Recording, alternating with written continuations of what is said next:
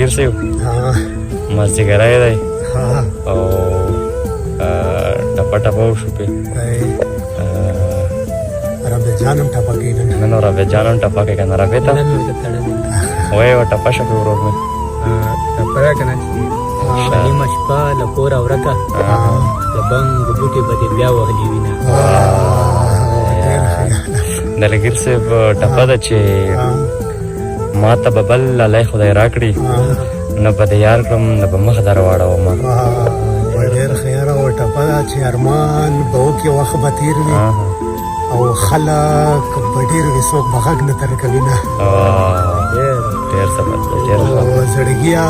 غم ته ځان تکړه کا جانان لګیا دی نوی یار پیدا کوي نه